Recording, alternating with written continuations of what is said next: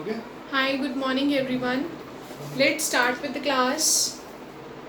Today's chapter is cube roots. Cubes and cube roots. So first, let me know about you. What are square roots? What are squares? What is the difference between cube roots and square roots, squares and cubes? Okay सबसे पहले square की बात करते हैं. Square का मतलब होता है कोई भी हमारे पास डिजिट हो, ठीक है, उसकी पावर में अगर हम 2 लिखें, दैट मीन्स व्हाट कि भी हम उस नंबर को, उस बेस को 2 टाइम्स मल्टीप्लाई कर सकते हैं, दैट इज 25. सिमिलरली हम अगर 3 लिख दें, 3 को वो एज अ क्यूब प्रोनाउंस कर रहे हैं, ठीक है. सो अगर हम 3 लिख दें उसका मतलब क्या हो जाएगा, उसको 3 टाइम्स मल्टीप्लाई करना, विच इज इक्वल्स टू 125. क्या मतलब हुआ कि क्यूब को हम 3 बार और इसको स्क्वायर को हम 2 बार. And what about then square root and cube root. अब स्क्वायर रूट की बात करते हैं. मान लीजिए हमारे पास कोई नंबर है रूट में, ठीक है, यहाँ पे रूट लगा होगा. For example I am having 49. हमें उसके फैक्टर्स बनाने होते हैं. फैक्टर्स कैसे बनते हैं, इस तरीके से बनते हैं फैक्टर्स. ये आपने चैप्टर पहले किया हुआ है ना. उसके अकॉर्डिंग क्या बनेगा, 7 7 जा 7 1 जा. सो हमारे पास 2 7 आए. वो 7 हम इस 49 की जगह लिखेंगे, that will B 7 multiply 7, right. अब हमें क्या करना है, इसको रूट्स में से बाहर निकालना है. स्क्वायर का यहाँ पे क्या, स्क्वायर का क्या मतलब था 2, क्यूब का क्या मतलब था 3. स्क्वायर रूट का क्या मतलब होगा कि आपके पास रूट में कोई नंबर होगा, उसको आपको तोड़ के लिखना है प्राइम फैक्टराइजेशन की फॉर्म में. जब प्राइम फैक्टराइजेशन की फॉर्म में तोड़ के लिख देंगे तो उसमें से 2 में से हमें एक बाहर निकालना है. मतलब अगर ये 2 7 है तो उसमें से एक 7 बाहर आएगा. Hence answer is 7. For example, one more example, that is 36, which is equals to 2 into 3, 2 into 3.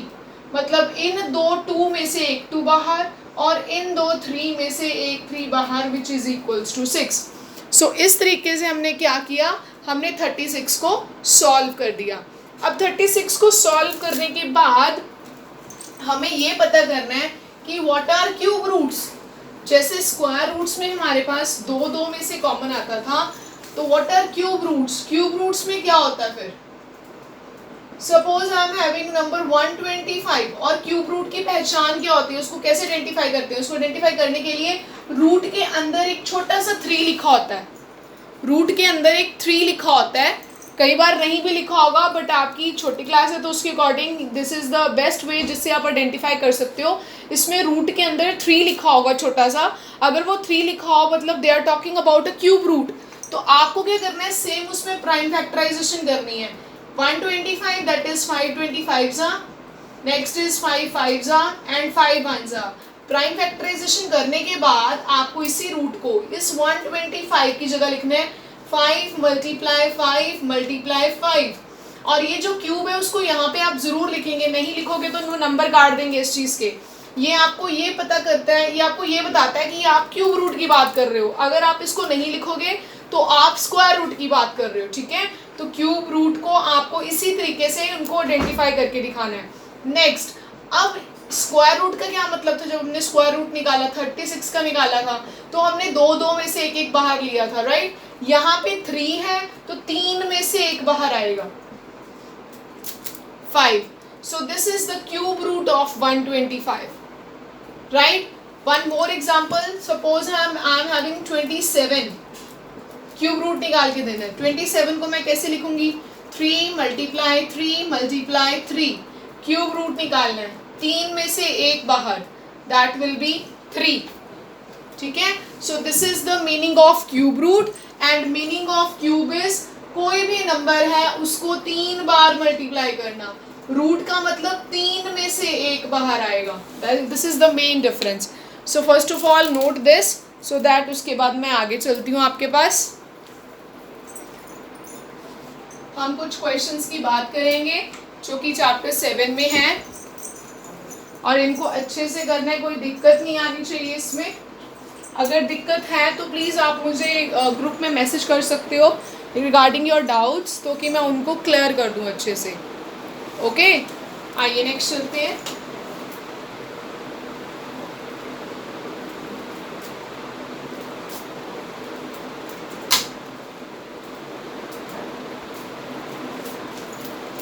Okay, let's talk about first question. First question is,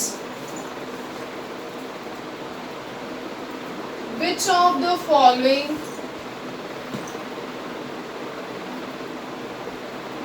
are not perfect cubes? First is 216, second is 128, third is 1000, fourth is 100। तो इसमें सिर्फ एक रह गई है, fifth वाला part रह गया है। You can try it on your own. सबसे पहले मैं आपको ये 4 पार्ट करके दिखाऊंगी। आपको क्या करना है, आपको इनकी प्राइम फैक्टराइजेशन करनी है। सबसे पहले हम 216 की करते हैं। जब मैं 216 को सॉल्व करूंगी, आई विल गेट दिस। इसमें किसी को कोई डाउट है तो प्लीज़ आप मुझे बता सकते हैं बाय टेक्स्ट।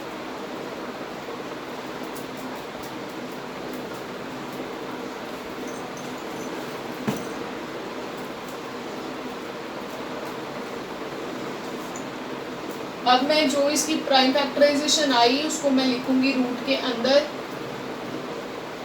रूट के अंदर लिखने के बाद क्यूब रूट का क्या मतलब था, 3 में से 1 बाहर। तो यहाँ पे देखिए 3 2 है, इनमें से 1 2 बाहर आएगा। यहाँ पे 3 3 है, तो इसमें से 1 3 बाहर आएगा। सब में मल्टीप्लाई का साइन था, तो मैंने मल्टीप्लाई का साइन डाला और ये आंसर आया मेरे पास 6। क्या मतलब हुआ कि अगर आप 6 को 3 बार मल्टीप्लाई करोगे तो आपको पक्का 216 देगा। ठीक है, जो चीज़ बाहर निकालोगे उसी को 3 बार मल्टीप्लाई करो, आपके पास यही वैल्यू आएगी। अब ये क्या हमारा सारा का सारा जो भी हमारे पास मटेरियल था, जो भी हमारे पास डिजिट्स थे, नंबर्स थे, क्या वो सारे के सारे रूट में से बाहर आ गए हैं? हाँ, बिल्कुल आ गए हैं। तो हम उसको बोलेंगे परफेक्ट क्यूब। अगर कोई भी डिजिट हमारा रूट के अंदर पेंडिंग रह जाएगा तो उसको फिर हम परफेक्ट क्यूब नहीं बोलेंगे। ठीक है जी, नेक्स्ट क्वेश्चन करते हैं। 128 करके देखते हैं, अभी हमें पता लगेगा कि परफेक्ट क्यूब कौन से नहीं होते।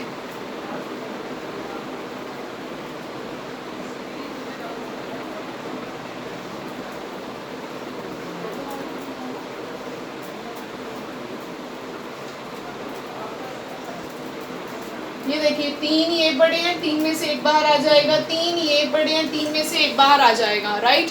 बट ये जो 2 है, ये देखिए अगर मैं इनको रूट की फॉर्म में लिखूं, I will get 2 into 2 into 2। इन 3 में से 1 2 बाहर आ गया, इन 3 में से 1 2 बाहर आ गया। बट ये वाला 2 रूट के अंदर ही रहेगा, ये बाहर नहीं आ सकता। अगर कोई चीज़ रूट में से ना बाहर आए तो उसको बोलेंगे not a perfect cube. That's it. ठीक है जी, अब 1000 की बात करते हैं। 1000 के बारे में बात करेंगे। पहले 2 पे ले जाते हैं।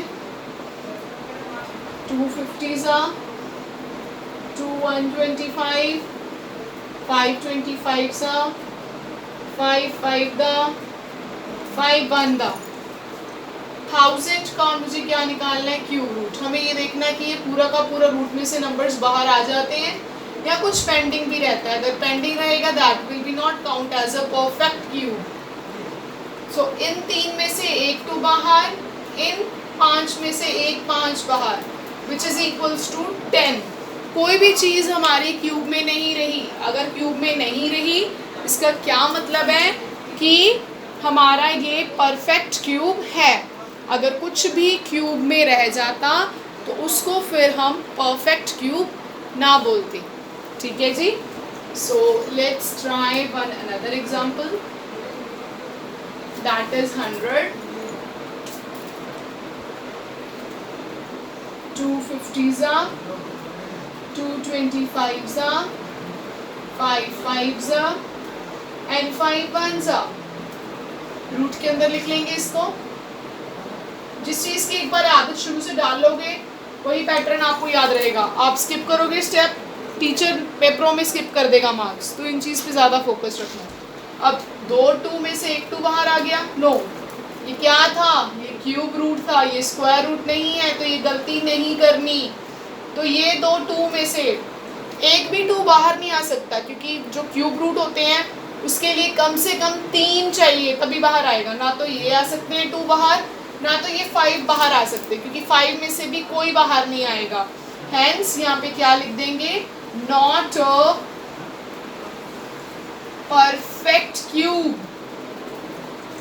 ठीक है जी, एनी डाउट इन दिस? चलिए जी फिर नेक्स्ट क्वेश्चन पे चलते हैं विदाउट टाइम वेस्ट किए अपना।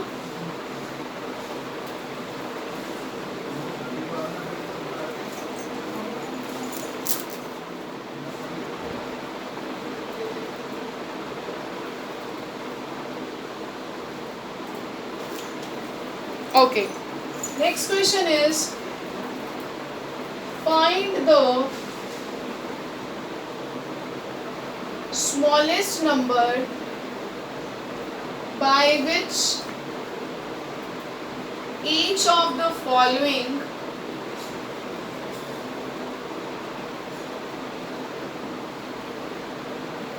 numbers must be multiplied to obtain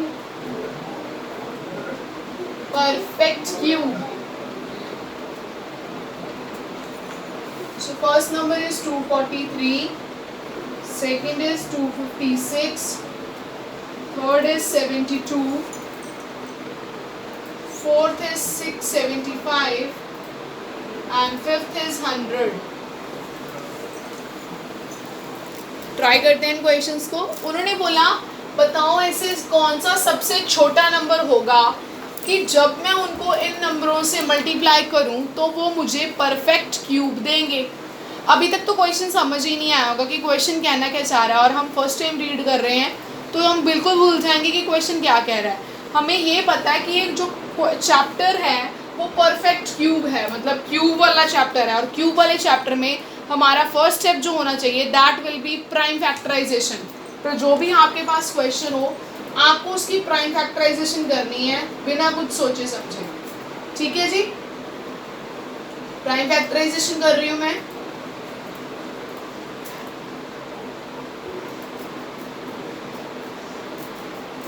हाँ जी, सो मेरा आया 243 is equal to 3 into 3 into 3 into 3 into 3। जब मैं इन पे क्यूब रूट लगाऊंगी, ठीक है जी, तो मेरा इन 3 में से एक 3 तो बाहर आ जाएगा, बट यहाँ पे कौन सा ऐसा नंबर चाहिए जो इसको परफेक्ट क्यूब बना दे। परफेक्ट क्यूब का क्या मतलब था कि रूट में कुछ ना बचे, तो इसके साथ इन 2 नंबरों के साथ क्या मल्टीप्लाई करूं कि वो मेरा परफेक्ट क्यूब बना दे। ऐसा क्या नंबर होगा, मतलब सेम ही नंबर होना चाहिए। अगर इधर 3 मल्टीप्लाई किया है तो रूट में इधर भी मल्टीप्लाई करना है वही सेम नंबर। अगर आप यहाँ पे 2 नंबर मल्टीप्लाई कर रहे हो तो आपको रूट में यहाँ पे भी 2 नंबर ही मल्टीप्लाई करने हैं, नो चेंज। ठीक है, उसके अकॉर्डिंग 2 3 आ गए which is equals to 9। Right, अब हम देखते हैं इसको सॉल्व करके। This is equals to 9 729।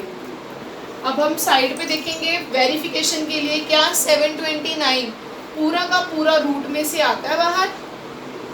Root में से इसको बाहर आने के लिए परफेक्ट चाहिए। परफेक्ट मतलब 3 में से एक एक तो बाहर आना ही चाहिए, कोई भी रूट के अंदर बचना नहीं चाहिए। सो 3 दिस 381 327 9 3331। सर्कल्स लगा लो, ये देखो आपको सर्कल लगाने से पता लग जाएगा। इन 3 में से भी एक बाहर आ जाएगा, इन 3 में से भी एक बाहर आ जाएगा। राइट, सो इसमें कोई दिक्कत नहीं आएगी, मतलब हम